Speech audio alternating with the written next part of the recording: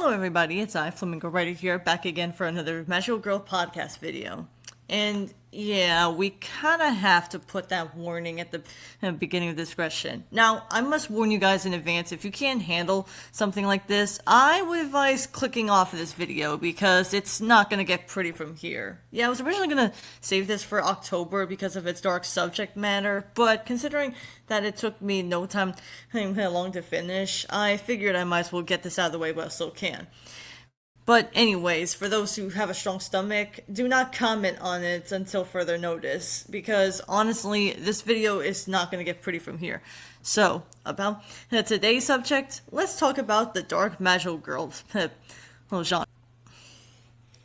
Now, I've talked about Dark Magical Girl shows before then, those being Princess Tutu, and of course, Madoka Magica, both of which are still shows I enjoy to this day, and I still did podcast episodes on them. So if you want a dark yet still a friendly way of watching those shows, if you want to call them that for yourself, I advise watching those before you get any ideas of watching this one, because yeah, the warnings themselves don't shine any light, if anything, to judge by.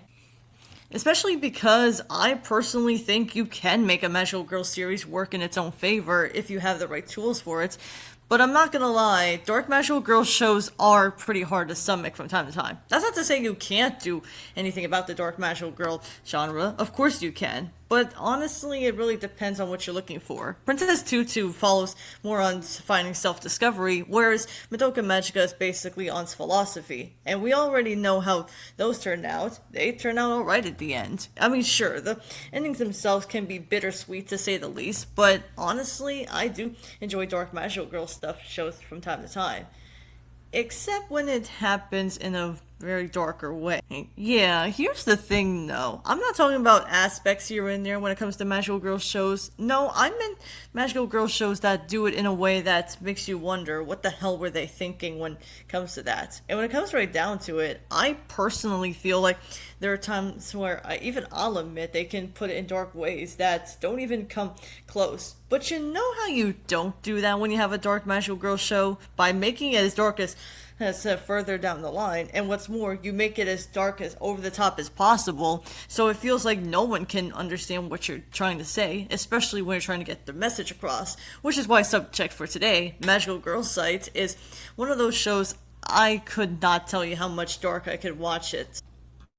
And I'm not even joking when I say that this is going to be possibly the darkest thing I've ever covered on my channel this far when it comes to Magical Girl shows. While the manga itself, based on itself by Kentaro Saito, it actually does feel like they had a lot of things going for it as is when it comes to something like this. But unfortunately, as you can tell, I personally feel like there could be more than just that.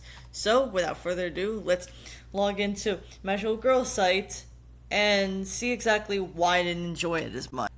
Now, the series itself does seem like it has a lot of things going for it as well, though. We meet our main protagonist, Aya Asagari, a 14-year-old girl who has so much on her mind as is that she can't barely comprehend, though. She can't sleep, she can't seem to understand what's going to happen to her, and what's worse is that she's going through something that no person should ever go through. She is going through a lot of bullying.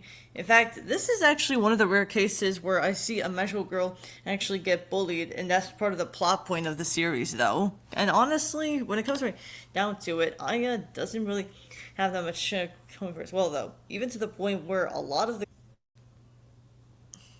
mostly the girls here you're seeing on screen right now are the ones who are constantly bullying her. And before you say anything, yes, there is a reason why the redhead, Serena, happens to bully her constantly, so much to the point where it goes over the top. In fact, it goes so far over the top that Aya herself can't even do anything to stop it, though. She doesn't even tell on the teacher or any older figure, though. Like, if you can't even stand up for yourself, at least try to get a teacher, but no, she doesn't even do that. Unless it's before the series started, but I don't really buy it for a second or two. But if you think that's bad, she also seems to have gotten bullied at home too, because her older brother Kaname, who is a bigger dick than you can ever think he is, though. And personally, yeah, he doesn't. She doesn't even. I personally think she could have told her parents about this asshole, but no, she doesn't even tell the parents about her older brother picking on her. Though, look, I know that you're gonna say it's called snitches get stitches, not bitches get their karma, but trust me, I wish that something could happen, no, at the very least.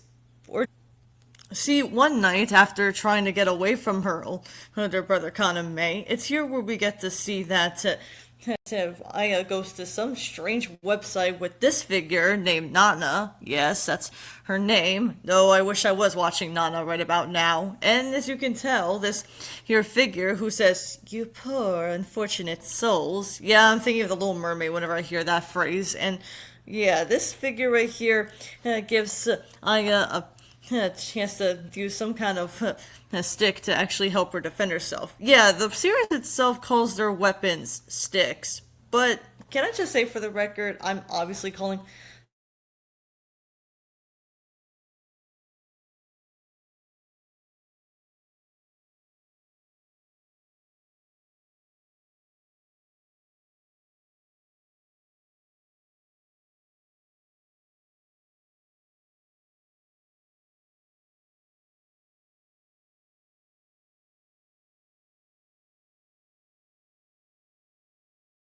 Yeah, I'm not calling them sticks because honestly it sounds like a dumbass name and I'm just gonna call them weapons. Although I just hope no one thinks of that recent horror movie that just came out, so don't get your head too wound up in there.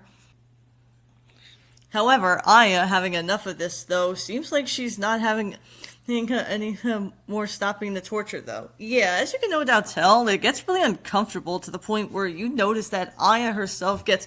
It's really hardship a lot, though. Like, she gets bullied constantly, even when they go so far as to use this package sealer opener thing that you use people open packages with. And yeah, I'm not going to show it for obvious reasons, but they literally just put it in her mouth in the series because we have to make the series as edgy as possible. All because as Aya has shot one of her friends with with a gun, which I'll get to the picture in a bit though. And yeah, somehow Serena assumes that's Aya right away though. Which, how do you know that was Aya? Granted, I'll have you guys know Aya.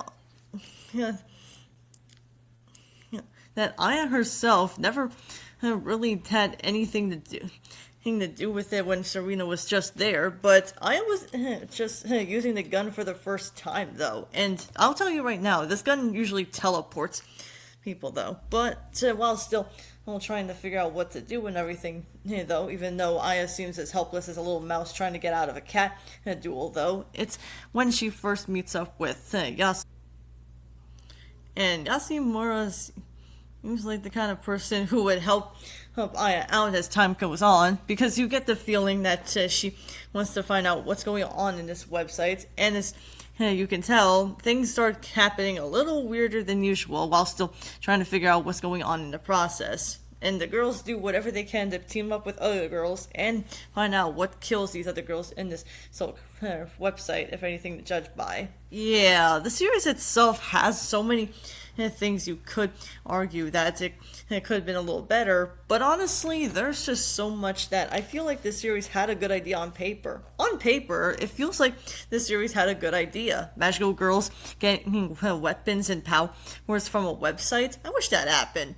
And yeah, apparently this actually does feel like it has some ideas going for it, as well as say what would happen if the magical girls did have reasons why they have other magical girls getting killed. And to be honest, it does sound like they had a lot of things going for it, though. But unfortunately, if you know anything about this series, or if you've heard something about it at the very least, then you already know it backfired tremendously. Not to give too much away, but Aya kind of sucks as a protagonist. And I hate saying that because honestly, it does seem like she does have a lot on her mind. And as someone who has been bullied, I can definitely assure you there are numerous ways you could have done this a little better if you could have given Aya a little more breathing room as her character goes on. But unfortunately, they don't even do that. I'll put it to you as simply as I can, though. Instead of having Aya grow as a character, she goes back and forth and back and forth and back and forth about how she wants to help out these girls when they first meet them, and then she'll go back to square one by saying she can't do it. Then she'll say she wants to help out, and then she'll go back to square one, and it isn't until near the end of the series where we start saying, I don't know what to expect from this girl, though. It feels really redundant, and honestly, this is not how character development ought to be written. Whenever you see character development, or in this case, if you have witnessed character development, you should already know that character development doesn't mean you go back to square one again after you develop your character. That's not how it works. Although, admittedly, I think it's about time I do a little writing tip for you guys. So if you want to write this down, if you guys are still watching, I think you might want to write this down while you still can. There's a difference between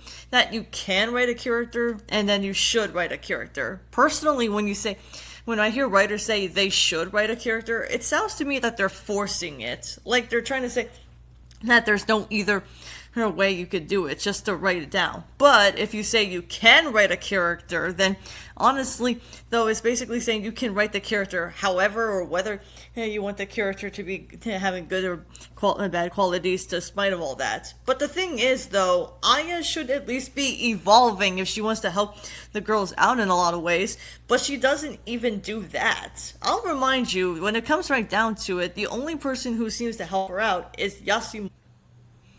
And honestly, when you hear Yasimura, yeah, I'm not good at pronouncing Japanese names if it wasn't obvious already what I said a million times over. Anyways, this character, I will say she does seem like she is the kind of character that I'm glad she actually befriends Aya so she won't be alone. But can I just say for the record, her personality reminds me of Homura from Madoka Magica. Monotone, has a traumatic backstory, and she really he has more of a ruggish between that. However, I find it ungodly unsatisfying to actually go so far as to say this is the closest thing we'll ever get to whenever it comes to a character. It's more like, say, they're trying to think of a deadpan character, and there's nothing wrong with that, and they just don't do anything new with that idea. Nothing wrong with deadpan characters. Personally, I find them pretty enjoyable to watch from time to time. But the problem I see here is not because she's just like Homer. It's just that they don't do anything new with her character beyond she's just her best friend character. What is it with best friend characters just being a bland bit and her piece of bread to use just to do that? And honestly, speaking of the other girls, I don't think there's ever been a way of saying that. We've seen these character archetypes before now.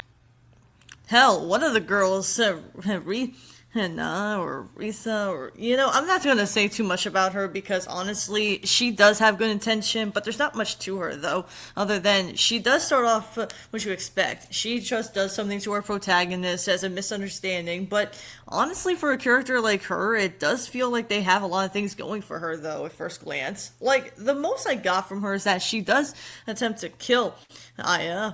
Let me repeat that. She does attempt to kill Aya, which, yeah, good luck in doing that. And as you can tell, somehow, don't ask me how, this was enough to actually convince them that she is one of the magical girls, though. Which, okay, I get that their weapons have these painter wings on them, though. But even so, though, how do you know that for sure, though? Or unless it has to do with those eyes, though. Yeah, I didn't mention this, though, but whenever the magical girls do use their weapons, they just have their eyes glow in a heart way, and one of their parts of their body use some kind of blood to get out of, though. Again, I'm not so sure how that works. I will remind you, when Aya first did this with her gun to go after to stop the two bullies, is one of here where I say to asking myself though that did they really think it was necessary to have Aya's eyes glow and then have blood coming out of her eyes and then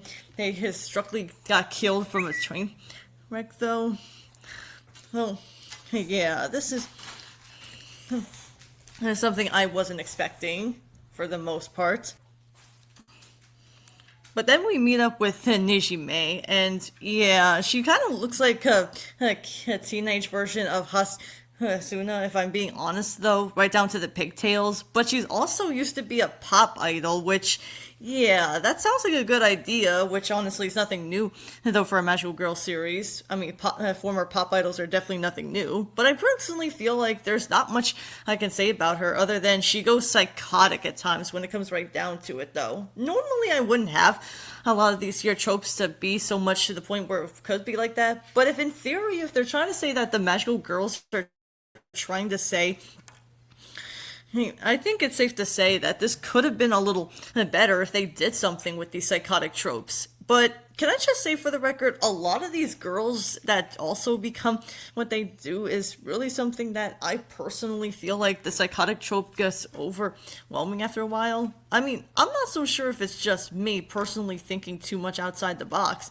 but I feel like every time they do something like this, they're saying there's nothing they can do except these girls are psychotic and then just go back to the tropes they are, though. But I'm just gonna say this right here and now. It feels really repetitive after a while. And I'm not gonna lie, it does feel like that in so many ways. One thing that I will say about this Magical Girl series, however, is that when the girls do team up, it feels like the only girl I could say that doesn't become as much as I can say, though, would have to be the bully character, Serena. And oh my god, do I have a lot of things to say about Serena. For what it's worth, though, it feels like Serena's backstory, if you want to call it that, for why she's always picking on Aya, makes it sound not only forced, but one of, if not the dumbest reason I could think of when it comes to people bullying other people, though. Oh, and honestly, I don't even know how to describe it though. I really can't. You can't do this justice. I really need to tell you why she bullies Aya constantly, if I'm being completely honest. So, get the closest thing we ever get for her, all of Serena's intended bulliness is not because of something that because she's jealous that this girl chose her boyfriend or anything like that. No, the reason why he picks on Aya is all because she didn't thank her properly when she was going to a new school just to introduce her to the teachers and everything happening around her, though. Yeah. I'm gonna say this right here and now. Not only is this reason petty and stupid, but it's also a clear indication that either these writers just went so far as to say things like, oh, we might as well just pick on the character for saying they didn't thank us properly. It's just idiotic and insane for them to go this far level. But if you think that's dumb, then apparently I think we have to talk now about Kaname. And oh, MGD God, there's so much to unpack in that. And I'm not saying that because he's one of those characters that seems like a manipulative evil genius, although admittedly he is one of those characters that makes himself so cartoonishly evil, to the point where you have to ask yourself the big question, why? Why does this guy have to be so, not just physically abusive towards his younger sister, but to also the girls that he becomes friends with? You would think just by looking at this image, he would be just that nice guy. The nicest guy you could ever have as time goes on, though. No. Apparently he's even more than just. See, when Aya first went to the hospital in one of the episodes, you would think that because he said in his sentence that he would be pretty sad if Aya died in the hospital. Here's the thing, though. That wasn't out of concern. That was basically him saying that because he really wants to use Aya as a punching bag.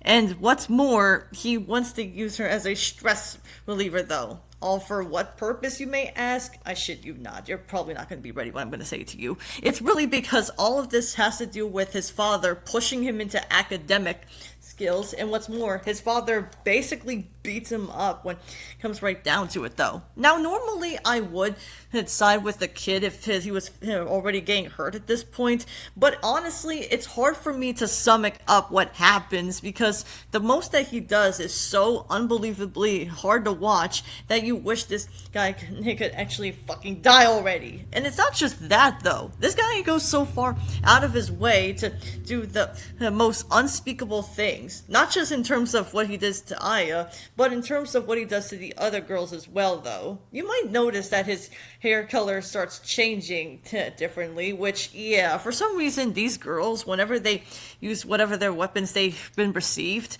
their hair turns into a different color. I'm not so sure if that's supposed to be a Saiyan reference, but they don't really go all Dragon Ball, so I don't know what to tell you. But I can tell you this, though. The weapons that these girls use are questionable. I'll freely admit, some of these weapons do seem pretty cool, but for obvious reasons I can't show you because I have a feeling that YouTube might block me or do something with that. But I can say one or two of these weapons do seem pretty useful. And honestly, the weapon I will say that gets used here would have to be, when it comes right down to it, would have to be the gun. Now, in of itself does have an idea on paper. I mean, sure, it doesn't really kill the target, though. It just teleports them someplace. Weak. And yeah, I don't think I'm gonna feel like I have the guts to say this, but I would have been pretty upset if they actually did try to kill something like, say, a target or some shit like that. But honestly, though, some of these weapons, I think the gun may be my favorite out of the weapons, though. There are other weapons, like, say, the hammer I alluded to there, what Rina uses, though. Or, hell, even something like, say, a yo-yo that Serena uses earlier. Although, admittedly, I probably wouldn't use that. But one of the weapons, or should I say a few of these weapons, just leave me more questions than answers, though. Like, how do these weapons take effect on someone? Does that mean they have to get corrupted or something? Does that mean they have to go all of their way just to show what they can do out of these here weapons? If so, I really don't know. But remember how I showed you what Kamone went so far as to, well, go so far as to go after these here girls? Well, apparently one of the girls, Nijime, I mentioned earlier, had probably the dumbest weapon I could ever see someone use as a weapon. Like, the weapon that she has is basically a pair of panties, which seduces the opposite sex. Though, I get that this is targeted for boys more than it is for girls, but still, what the hell am I supposed to get out of that? I mean, are they supposed to say that this is how teenage girls go get boys to love them? Because they're seducing them or something? And let me remind you, Kaname uses them right before he gets caught by the detective. Yeah, instead of getting killed off, he gets caught by the detective of people. And we don't see him again until almost the last scene of the very last episode. And trigger warning. What I'm about to tell you guys is going to leave you uncomfortable, well, to say the least. And honestly, when he does get his karma, I'm not going to show it for obvious reasons, but I will say in its advantage, they went so far as to chain him up, both his wrists and his ankles, and for some reason, I don't know why, the detective, who's 28 years old, I will give you the benefit of the doubt that this is a guy who's clearly an adult, and yeah, though this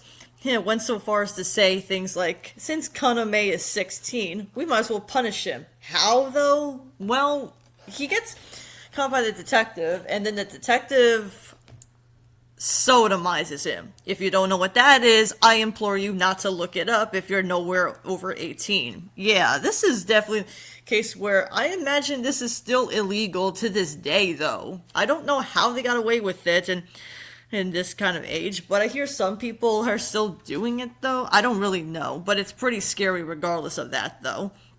And the worst part of it is, I feel like there was so much they could have done with this. But because they had to defeat Nana, the website owner who gave these magical girls these here weapons and everything, we don't even get so much of a proper mystery behind it. Instead, about getting answers of why they did that, they defeated her with the power of Yuri.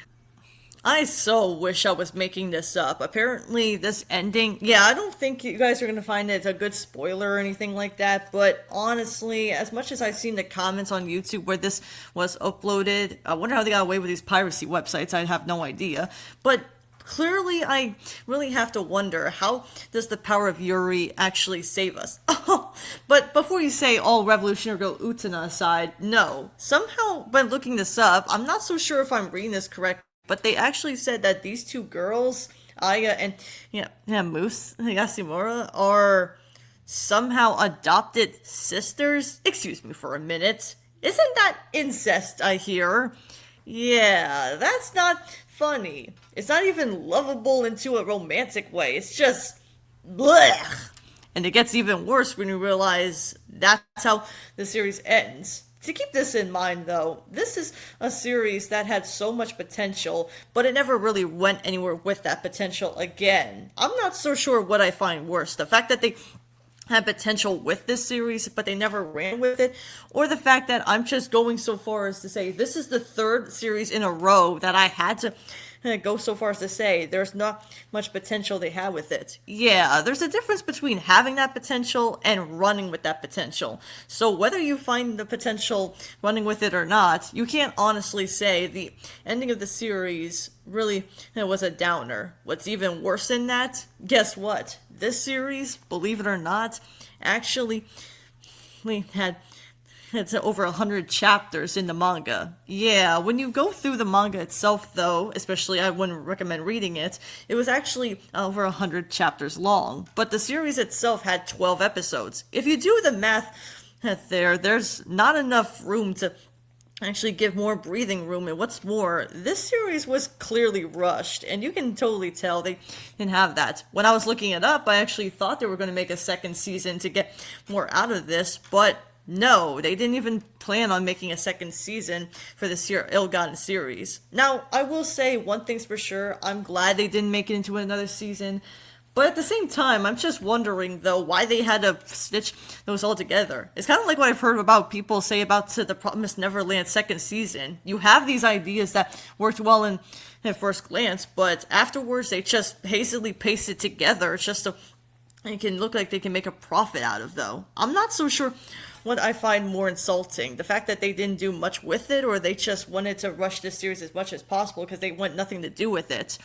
And for a mystery series, that's pretty... When you get right down to it, though, it does feel like the series has a lot of things going for it, though. I mean, think about it. A Magical Girl series where the girls themselves went so far as to find out the mystery about what made this website become what it is, though. I haven't even mentioned that one of the girls actually does get killed off, though, in somewhere in the quarter of the way through almost through the end, though. But honestly, I don't think anyone cares to know about that, though. Magical Girl Site is one of those shows that had my eyes glued onto the screen afterwards, though. And you know what?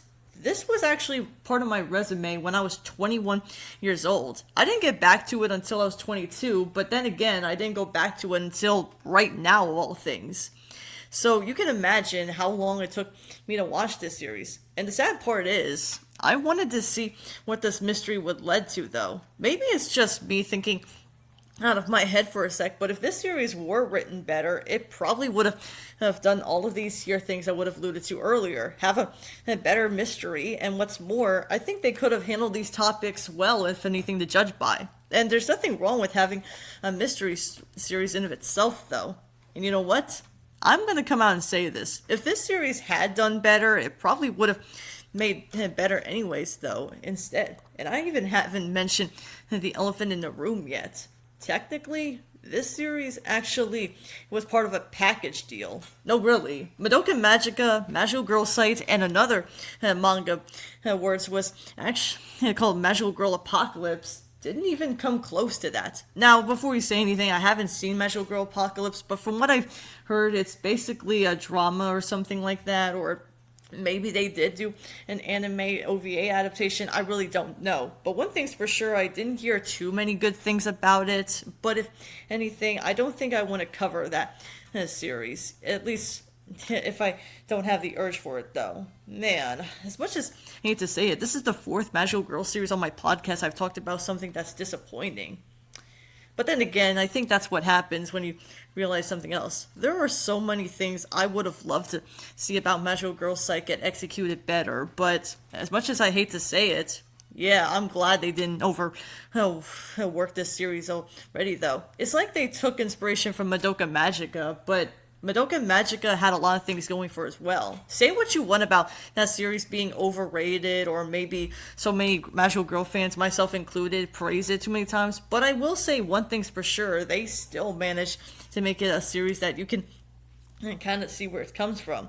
Magical Girl site is basically one of those scraps that came from the scrapyard and just said, we can put it together in our own way, but it's just gonna look like crap after that. Well, that was upsetting. Although next time I hope to do a lighthearted Magical Girl series, because there's actually one that I've always wanted to talk about. If you thought that Akazuka Cha-Cha was an underrated Magical Girl gem, well, come back next time as I talk about a Magical Girl series that, while it is underrated, it's one that I still think needs more recognition than it does. But until then, I thank you all so much for watching, and I'll see you all next time. And as always, stay flamingotastic. See you.